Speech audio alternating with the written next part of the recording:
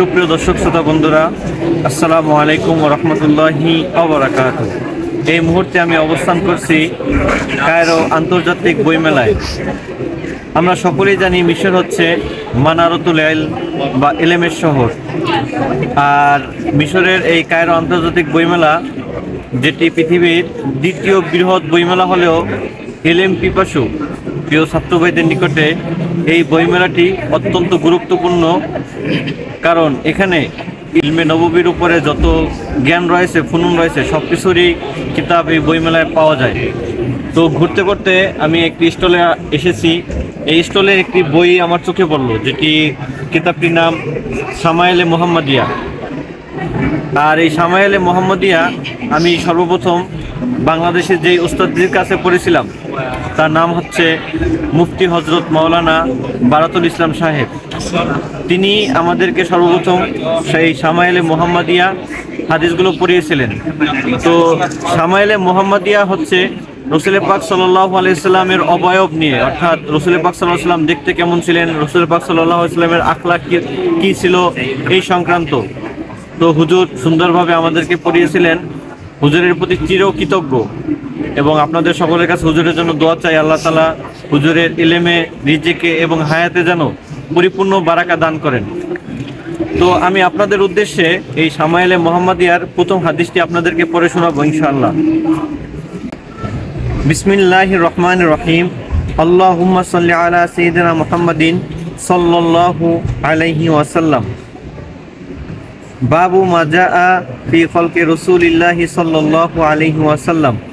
আখবারানা আবু রাজাইন কুতাইবাতু ইবনু সাঈদিন আন মালিক ইবনে আনাসিন আন রবিয়াতা ইবনে আবি আব্দুর রহমানি আন আনাস ইবনে মালিকিন আন্নাহু সামিআহু ইয়াকুলু কানা রাসূলুল্লাহি সাল্লাল্লাহু আলাইহি ওয়াসাল্লাম লাইসা বিত-তাওয়িলিল বাইন ওয়ালা বিল কসিরি।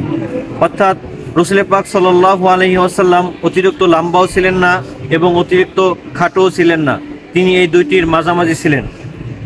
ওয়ালা বিল আবিয়াদিল আমহাকি ওয়ালা বিল আদামি, এবং রাসূল পাক সাল্লাল্লাহু আলাইহি ওয়াসাল্লাম দেখতে অধিক সাদাও ছিলেন না এবং বাদামি রঙেরও ছিলেন না।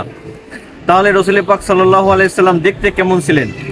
এই অংশটি যখন হুজুর পড়িয়েছিলেন তখন হুজুর বলেছিলেন যে কানান নবী সাল্লাল্লাহু আলাইহি ওয়াসাল্লাম নাইয়িরান মাশরুবান বিহুমরাতিন। অর্থাৎ রাসূল পাক সাল্লাল্লাহু আলাইহি ওয়াসাল্লাম দেখতে দুধে আলতা রঙের ছিলেন। যেমনিভাবে একটি পাতিলের ভিতরে দুধ রেখে গরম দেওয়া হয়, তাহলে ওই দুধের কালারটি লালচে কালার হয়ে যায়। তো রাসূল পাক সাল্লাল্লাহু আলাইহি ওয়াসাল্লাম দেখতে দুধে আলতা রঙের ছিলেন। ওয়ালা বিল জাদিল কতাতি ওয়ালা বিসাবতি। আর রাসূল পাক সাল্লাল্লাহু আলাইহি ওয়াসাল্লামের চুল মুবারকগুলো কোকড়ানোও ছিল না, লম্বাও ছিল না, এই দুটির মাঝামাঝি অবস্থায় ছিল। বাসাহুল্লাহু তাআলা আলা রাসি 40 সানাতান। আল্লাহ তাআলা তাকে 40 বছর বয়সে নবুয়ত দিয়েছিলেন। ফা আকামা বিমক্কাতা 10 সিনিনা, এবং তিনি মক্কা শরীফে 10 বছর অবস্থান করেন। অবিল মাদিনাতি 10 সিনিনা, এবং মদিনাতে 10 বছর অবস্থান করেন। ফাতাওয়াফাহুল্লাহু তাআলা আলা রাসি 60 সানাতান।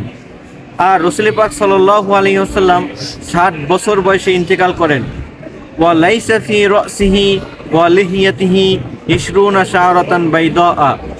আর রাসূল পাক সাল্লাল্লাহু আলাইহি ওয়াসাল্লামের ইন্তেকালের সময় তার চুল মোবারক এবং দাড়ি মোবারকে 20টি চুলও সাদা ছিল না। সুপ্রিয় দর্শক শ্রোতা বন্ধুরা, এই হাদিসে রাসূল পাক সাল্লাল্লাহু আলাইহি ওয়াসাল্লাম ইন্তেকাল করেছেন বলা হয়েছে 60 বছর বয়সে, কিন্তু আমরা সকলেই জানি পরিশুদ্ধ মত হচ্ছে যে রাসূল পাক সাল্লাল্লাহু আলাইহি ওয়াসাল্লাম 63 বছর বয়সে ইন্তেকাল করেছেন। তো ওই হাদিসগুলো শেষে রয়েছে। এখানে এই হাদিসে 10-এর পরের সংখ্যাগুলোকে বাদ দেওয়া হয়েছে। তো পরিশেষে একটি কথাই বলতে চাই, আমার যেই ওস্তাদদের অক্লান্ত পরিশ্রমে এবং তারা ছোটবেলায় আমাদেরকে যে সুন্দরভাবে শিখিয়েছেন, তাই সেই ওস্তাদদের বদৌলতে আল আজহার বিশ্ববিদ্যালয়ের মতো ইউনিভার্সিটিতে পড়ার সুযোগ হয়েছে। জন্য আমি আপনাদের সকলের কাছে আমার সেই ওস্তাদদের জন্য এবং আল আজহার বিশ্ববিদ্যালয়ের সকল ওস্তাদদের জন্য দোয়া চাই। সাথে সাথে আপনারা আমার জন্য দোয়া করবেন। ভালো থাকবেন, সুস্থ থাকবেন। আসসালামু আলাইকুম ওয়া রাহমাতুল্লাহি ওয়া বারাকাতুহু।